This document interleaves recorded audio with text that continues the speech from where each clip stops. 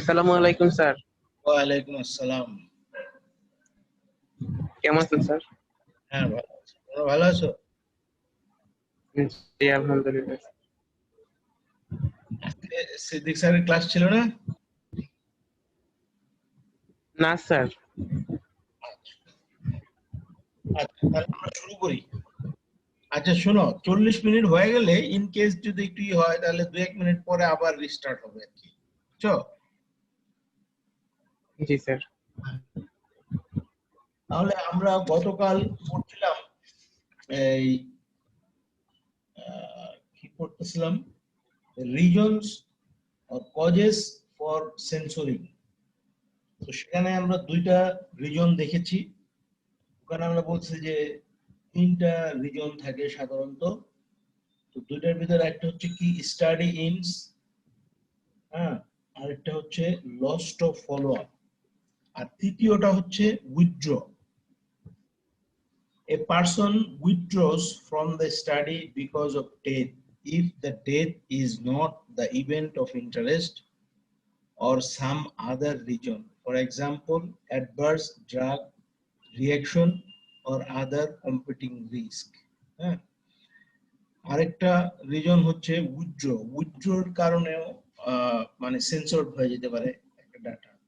Withdraw বলতে কি বোঝানো হচ্ছে, যদি স্টাডি চলাকালীন কেউ মারা যায়, হ্যাঁ, তখন তাকে আমরা এটা উইথড্র হিসাবে ধরবো, মানে উইথড্রন হইলে সেটা সেন্সরড হয়ে যাবে।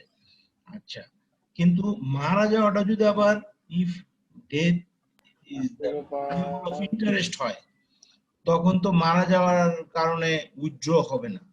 তখন মারা যাওয়ার মানে কে মারা যাচ্ছে সেটাই আমরা দেখতেছি। বুঝতে পারছো? সেটাই যেন বলছে যে because of death, if death is not the event of interest.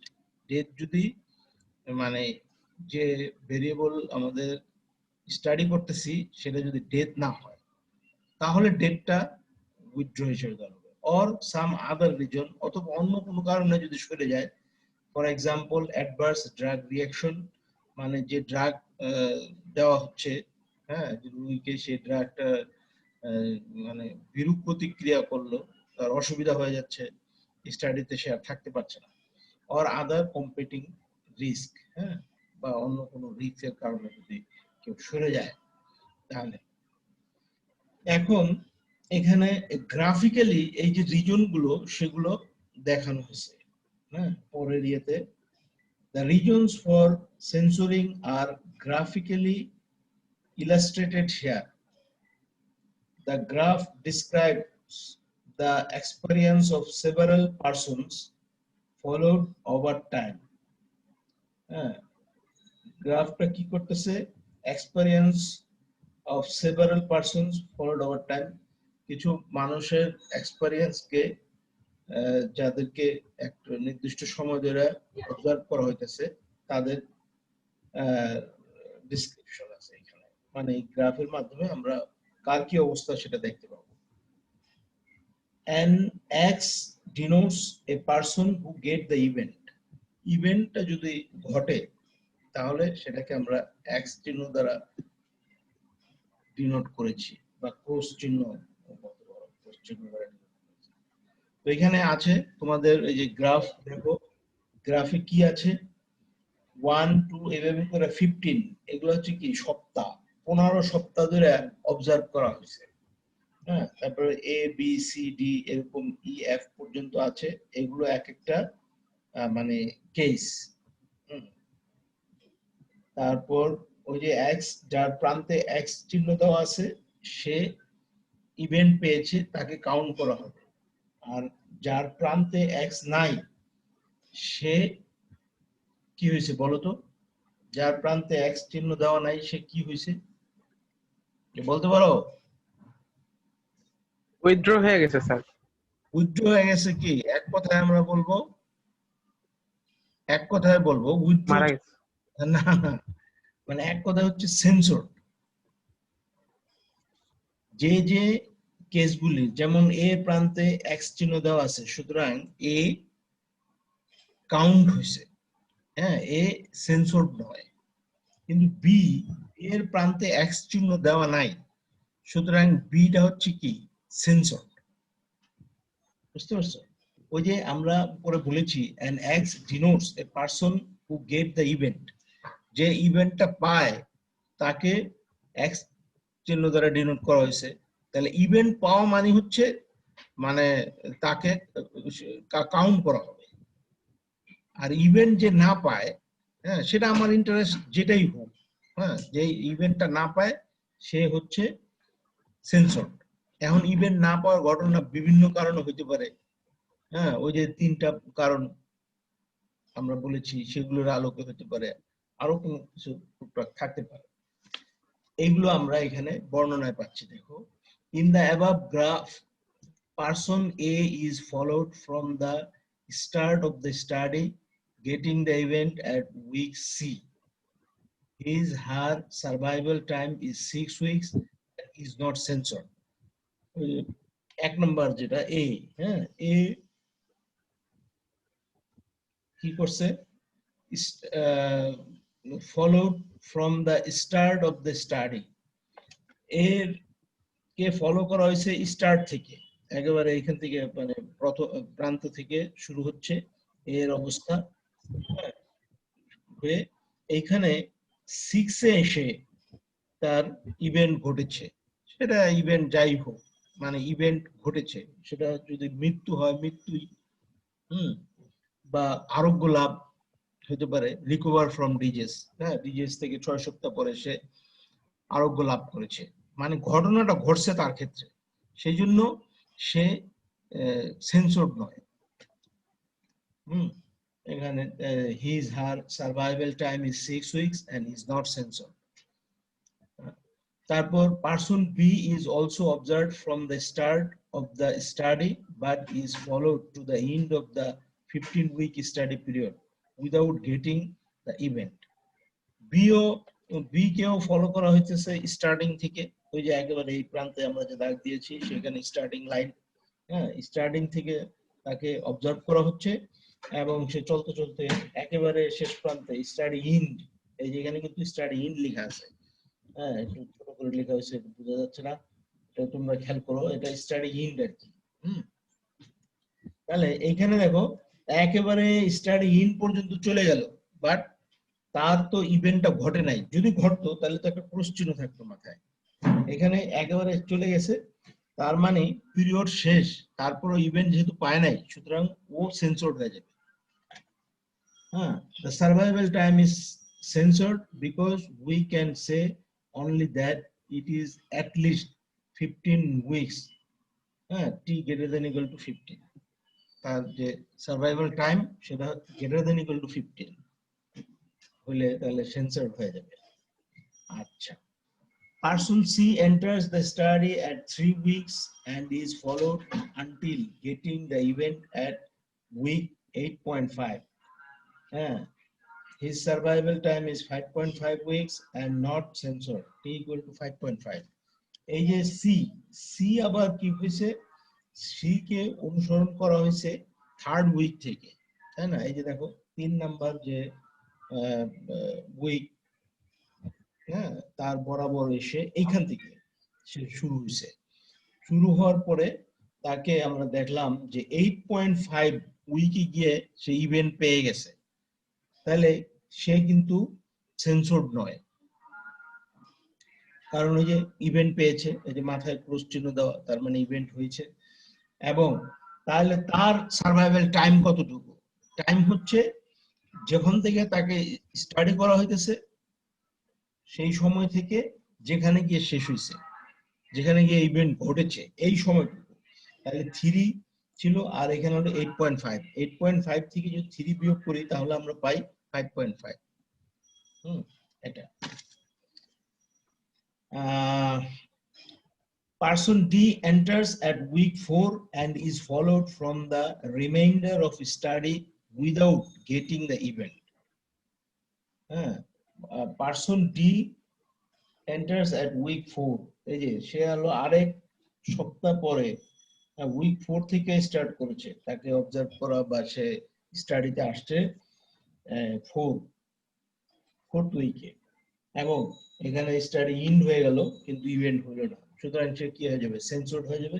এবং তার মানে এই পিরিয়ডটা, সার্ভাইভাল পিরিয়ডটা কতটুকু, 11 উইক, কারণ 15 থেকে 11, 15 থেকে 4 বিয়োগ করলে 11, this person's censored time is 11 week. Person E enters at week 4 and is followed until ক্লাসের পর lost at week 10. পার্সন ই আসছে কি উইক 4 এ, মানে ডি এর হ্যাঁ ডি এর মতোই ডি যেমন 4 এ শুরু হয়েছে, ইও 4 এ শুরু হয়েছে, কিন্তু সে এক পর্যায়ে এসে এই যেমন কত 10th উইকে সে 10th না হ্যাঁ at উইক 10 দিয়ে গিয়ে সে লস হয়ে গেছে। হ্যাঁ, লস্ট যে কোনো কারণে হইতে পারে, আমরা বলেছি লস্ট একটা রিজন, লস্ট যদি হয় তাহলে সে সেন্সরড হয়ে যাবে, মানে যে কোনো কারণে সে হারায় গেছে, নিখোঁজ হয়েছে বা যাই হয়েছে, তাকে আর পাওয়া যাচ্ছে না, সুতরাং তাকে সেন্সরড করে দিতে হবে, মানে তার যে পিরিয়ডটাকে কাউন্ট করা হবে। This persons censored time is 11 weeks. হ্যাঁ, না sorry, this person censored time is 6 weeks, কারণ 6 থেকে 10, 6 weeks. Person F enters the study at week 4. Person F ও 4 এ আসছে এবং এটা গিয়ে withdrawn হয়েছে 12 এ। Person F enters the study at week 4 and is followed until the withdraws from the study at 12 weeks. 12 উইকে গিয়ে withdraw হয়েছে, তাহলে দেখো এটাও কিন্তু আরেকটা রিজন, তাই না? তাহলে তিনটা রিজন আমরা কিন্তু এখানে পেলাম। একটা হচ্ছে মানে ইয়ের স্টাডি টাইমের ভিতর ইভেন্ট ঘটে নাই, সেটা কিন্তু আমরা বি তে দেখতে পাচ্ছি, তারপর ডি তেও দেখতে পাচ্ছি, আর 2 নম্বর রিজনটার কারণে ই তে আমরা দেখতে পাচ্ছি যে লস্ট হয়ে গেছে, আর 3 নম্বর রিজন যেটা উইথড্রন, সেটা আমরা এফ এর ক্ষেত্রে দেখতে পাচ্ছি। উইথড্রন হয়ে গেছে, মানে উইথড্রন মানে কি, সে কোন কারণে নিজেকে উঠায় নিছে, সে হারায় নাই কিন্তু উইথড্র করে নিছে। এই তাহলে এইভাবে আমরা দেখতে পাই রিজন গুলোকে আমরা গ্রাফিক্যালি মানে ইয়ে করতে পারি, রিপ্রেজেন্ট করতে পারি। এরপরে এখানে আবার একটা টেবিল আছে, দেখো a table of survival time data for the 6 persons in the graph is now present. একটা টেবিলে সার্ভাইভাল টাইম ডাটাকে প্রকাশ করা যাচ্ছে কিভাবে, এখানে পারসন, সার্ভাইভাল টাইম, ফেইল্ড অথবা সেন্সরড। ফেইল্ড মানে হচ্ছে ঘটনাটা পাইছে যে ঘটনাটা পেয়েছে তাকে আমরা ফেইল্ড বলেছি, কারণ আমরা বলেছি যে ওইটা ওই যে ইভেন্টটা কি হইতে পারে, ইভেন্ট হইতে পারে ডেথ, ইভেন্ট হইতে পারে মানে কি বলে ওটাকে রোগে আক্রান্ত হওয়া, আবার রোগ থেকে কি বলে ওটাকে রিকভার করা, ইত্যাদি বিভিন্ন কিছু। তাহলে এই যে ইভেন্টটা ঘটলে তাকে বলছে ফেইল্ড, মানে অনেকটা কিন্তু সাকসেসের মতো। এখানে ফেল সাকসেস অনেকটা মানে অন্য অর্থে আমরা বলতে পারি সাকসেসও বলা যেত।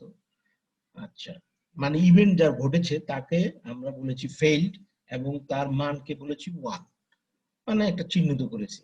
ইভেন্ট যদি পায় তাহলে 1 বলেছি, আর যদি ইভেন্ট না পায় তাহলে সে সেন্সরড হয়েছে। সেন্সরড হয়েছে, রিজন যাই থাকুক এটা। তাহলে দেখো এর ক্ষেত্রে সার্ভাইভাল টাইম 6 উইক এবং সে হচ্ছে ফেইল্ড, মানে 1 দিয়েছি। বি এর সার্ভাইভাল টাইম 15 উইক, মানে 15 পুরো অবজারভেশন ধরে সময় ছিল কিন্তু সে ইভেন্ট পায় নাই, সুতরাং এখানে সেন্সরড হয়ে গেছে 0। সি এর ক্ষেত্রে এভাবে, এগুলো প্রত্যেকটা বোঝা যাবে এখন, তাই না? তাহলে আমরা টেবিলটা বুঝলাম, এভাবে টেবিলের মাধ্যমে রিপ্রেজেন্ট করা যায় পুরো ফলাফলটাকে। এরপর টাইপস অফ সেন্সরিং এর টাইপ, প্রধানত তিন প্রকার সেন্সরিং: রাইট সেন্সরিং, লেফট সেন্সরিং, ইন্টারভেল সেন্সরিং। হ্যাঁ, তিন প্রকার সেন্সরিং আছে। এগুলো আমরা এখন একটু একটার পর একটা একটু দেখবো। রাইট সেন্সরিং, রাইট সেন্সরিংটা কি? Survival time of an individual is said to be right sensor if the true survival time is greater than or equal to the observed survival time. We generally refer to this kind of data as sensor. Right censoring বলতে আমরা বুঝবো যে যদি observe টাইমটা greater than হয়, মানে আমাদের যে পিরিয়ড, ওই ধরো হচ্ছে এর আগে আমরা যেখানে দেখলাম যে 15 সপ্তাহ, মানে আমার টাইম যাই থাকে সেই টাইমটা যদি অতিক্রম করে যায়, ইভেন্ট না ঘটে, তাহলে কি হবে? ডান দিকে যাবে। এই জন্য এটা হচ্ছে রাইট সেন্সরিং। অথবা ইকুয়াল ইকুয়াল হইলেও এটা রাইট সেন্স, মানে একবার শেষ প্রান্তে চলে গেছে কিন্তু ঘটনাটা ঘটে নাই, তাহলে এটা বলেছে যে if that true survival time is greater than or equal to observed survival time, তাহলে এটাকে আমরা কি বলবো? রাইট সেন্সরিং বলবো। এখানে একটা एग्जांपल দেওয়া আছে।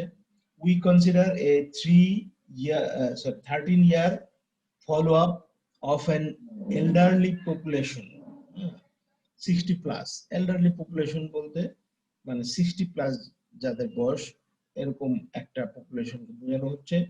এরকম পপুলেশন নেওয়া হয়েছে, তাদেরকে 13 বছর ধরে ফলো আপ করা হয়েছে to see how long subjects remain alive. 60 plus কিছু লোককে অবজার্ভ করা হয়েছে যে তারা কতদিন আর বাঁচে, এটা দেখা। Here the event is death and the survival time is time in years until death. এখানে তাহলে ইভেন্টটা হচ্ছে ডেথ, মানে যে সময় মরে গেল, সে মরে গেলে ইভেন্ট পেয়ে গেল। মরে যাওয়াটাই তার ইভেন্ট। এবং টাইম বলতে বোঝানো হবে যে ওই যে তাকে যে বয়স থেকে অবজার্ভ করা হয়েছে সেখান থেকে মৃত্যু পর্যন্ত যে সময়টা, সেটাই তার টাইম অর সার্ভাইভাল টাইম। তাহলে এখানে দেখো একটা চিত্র বা গ্রাফ আকার বা কি বলে এটাকে, একটা রিপ্রেজেন্ট আছে। Study start, study ইন্ড। তারপরে ইভেন্ট ডাজ নট অকার। ওই যে ইভেন্ট ডাজ নট অকার হইলে, মানে স্টাডি ইন্ড হয়ে গেছে, ইভেন্ট ডাজ নট অকার হইলেই তো সেন্সর হবে। তাহলে এই যে ডাজ নট অকারটা কোন পাশে? ডান পাশে। রাইট সেন্সরিং এর উদাহরণ। Survival time is right censor T greater than equal to T, মানে ওই যে তার যে সময়টা, মানে বেঁচে আছে যে পর্যন্ত আমি স্টাডি করতেছি, পুরো সময় ধরে বেঁচে আছে, এর ভিতর সে মারা যায়নি, তাহলে কি হবে? রাইট সেন্সরড হবে। দ্যাট ইজ তার যে সময়কালটা, এটা greater than equal to T.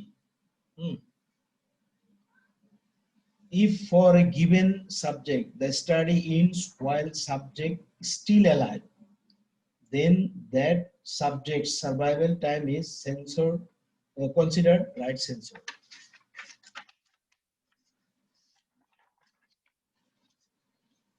Right sensor data, the data of individuals are called right sensoring data if the true survival time of an individual is greater than or equal to the observed survival time. ওই যে observe survival টাইমের ভিতর অথবা তার চেয়ে বেশি যদি চলে যায়, তখন যে টাইমটা আমরা কাউন্ট করব, সেই টাইমটা হচ্ছে রাইট সেন্সরিং ডাটা। সেই সময়টা হচ্ছে কি? Right censoring data. আচ্ছা, তাহলে মানে রাইট সেন্সরিং যার ক্ষেত্রে ঘটে, তার যে সময়কালটা, সেই সময়কাল নিয়ে যে ডাটা হয়, সেটা হচ্ছে রাইট সেন্সরিং ডাটা। লেফট সেন্সরিং আমরা দেখলাম এর রাইট সেন্সরিং, এখন লেফট সেন্সরিং মানে কি? উল্টা। উল্টা মানে তাহলে ওই রাইট সেন্সরিং এ যা হয়, লেফট সেন্সরিং এ হবে তার উল্টাটা। মানে কি? যদি survival time less than equal to less than equal to observe time হয়, মানে যে পর্যন্ত যতটুকু আমরা দেখতেছি ওই সময়ের চেয়ে কম বা তার সমান হইলেও মানে ঘটনাটা ঘটে নাই, তাহলেও ওটা কি হবে, লেফট সেঞ্চুরি হবে। Survival time of an individual said to be left censored if the true survival time less than or equal to the observed survival time. Hmm. In such situation, censoring scheme is left censoring. Example, এখানে একটা example দেওয়া হয়েছে, if we are following persons until they become HIV positive, we may record a failure when a subject first tests positive for this virus. আমরা মানে একটা group of পিপলকে যদি study করি যে তাদের এইচআইভি পজিটিভ হয় কিনা সেটা দেখতে চাই, হ্যাঁ, তাহলে এইচআইভি পজিটিভ হইলে ফেইলার মানে দ্যাট ইজ ইভেন্টটা ঘটলো, আর নেগেটিভ হলে ঘটলো না, এরকম হবে আর কি। তাহলে however we may not know the exact time of first exposure to the virus and therefore do not know when the failure occurred. এই ক্ষেত্রে অনেক সময় যদি এরকম ঘটে যে অবজার্ভ করতেছি তাদের ভিতরেই কেউ একজন এইচআইভি পজিটিভ হয়ে গেছে কিন্তু আমাদের নলেজে সেটা নাই, হ্যাঁ, তাহলে কি হবে যে অবজার্ভ টাইমে মানে আমাদের সময়টা আছে, সময়ের আগেই কোথাও যখন আমি পরীক্ষা করলাম তার আগেই কোথাও ঘটে গেছে, হ্যাঁ, তার আগেই কোথাও ঘটে গেছে, সেই জন্য এক্সাক্ট টাইম আমার জানা নাই, কিন্তু ঘটেছে কখন, পিছন দিকে, তাই না, যখন আমি দেখতেছি তখন আমার পরীক্ষার ফলাফল দিল যে সে 2 মাস আগেই তার হয়েছে বা কতদিন আগে হয়েছে এক্সাক্ট তো আর পাওয়া যাবে না, মানে পজিটিভটা আগেই হয়েছে, এইসব এই কেসটা কি হবে, লেফট সেন্সরিং হবে।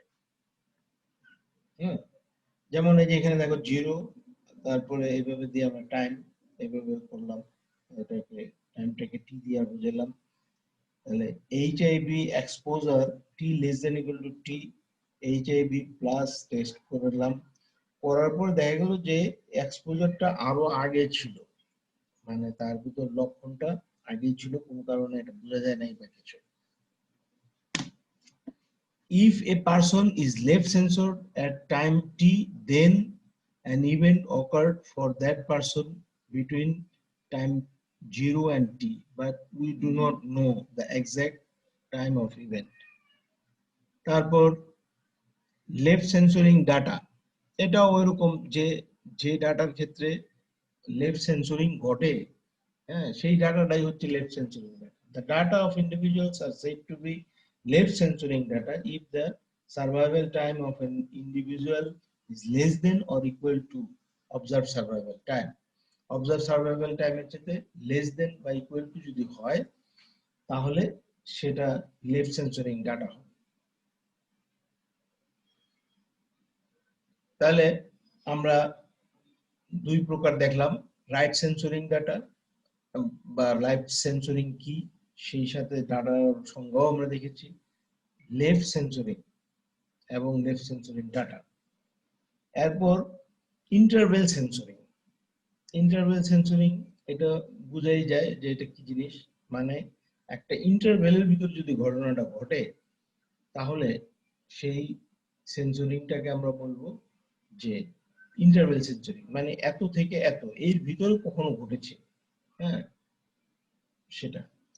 Interval censoring is said to occur when the true lifetime is not known exactly, but we know that the lifetime is within a certain known specified time interval. যে একটা ইন্টারভেলের ভিতরে ঘটছে এতটুকু জানি আমরা, কিন্তু এক্সাক্ট টাইম জানি না। Such interval censoring occurs when patients in a clinical trial follow-up study are followed periodically, হ্যাঁ, একটা নির্দিষ্ট পিরিয়ড কতদিন পর পর দেখা হয়, তখন এই ধরনের ইন্টারভেল সেন্সরিংটা পাওয়া যায়। Example, we consider HIV surveillance. A subject may have had 2 HIV tests where she was HIV negative at the time, say T1 of the first test, and HIV positive of the time, say T2 of the second test. হ্যাঁ, মানে আমরা একজনকে পরীক্ষা করলাম, দেখলাম যে প্রথম পরীক্ষায় প্রথম দুইবার পরীক্ষা করা হলো, প্রথম পরীক্ষায় পাওয়া গেল নেগেটিভ আর পরের পরীক্ষায় পাওয়া গেল পজিটিভ। তাহলে ওই দুইটা পরীক্ষার মাঝখানে কোনো একটা সময়ে সে পজিটিভ হয়ে গেছে। হ্যাঁ, তাহলে এটা interval censoring. In such a case, the subject's true survival time occurred after time T1 and before T2. That is, the subject's survival time is interval censored in the time interval T1, T2. এখানে আমরা একটা figure রেখেছি, এখানে কি দেখা যাচ্ছে যে 0 আছে এবং টাইম টি বলেছি। T1 সময়ে যখন টেস্ট করা হয়েছিল তখন এইচআইভি নেগেটিভ, ওই যে ব্র্যাকেটে নেগেটিভ চিহ্ন দেওয়া হয়েছে, কিন্তু নেগেটিভ টেস্ট। হ্যাঁ, এইচআইভি এক্সপোজার নেগেটিভ ফলাফল দিয়েছিল, আর T2 তে আসা এইচআইভি পজিটিভ টেস্ট। হ্যাঁ, এখন তাহলে দেখো এই দুইটার মাঝখানে কোনো এক সময় ঘটেছে। আবার তাহলে সেই অর্থে কিন্তু ইন্টারভেল সেন্সরিংটাকে আমরা দুইটা সেন্সরিং এর কম্বিনেশনও বলতে পারি, যে নেগেটিভ সেন্সরিং এবং পজিটিভ সেন্সরিং দুইটাই ঘটেছে এখানে। কারণ এই যে T2 এর আগেই ঘটেছে, এই মাঝখানে কোথাও ঘটেছে, মানে পিছনের দিকে ঘটছে, সেজন্য লেফট সেন্সরিং। আবার T1 এর পরে ঘটছে, সেই হিসাবে আর কি, মানে রাইট সেন্সরিং এবং লেফট সেন্সরিং দুইটাই ঘটে। এখানে আমরা শেষে এই কথাটা বলে দিয়েছি, interval censoring is a generalisation of right censoring and left সেন্সরিং।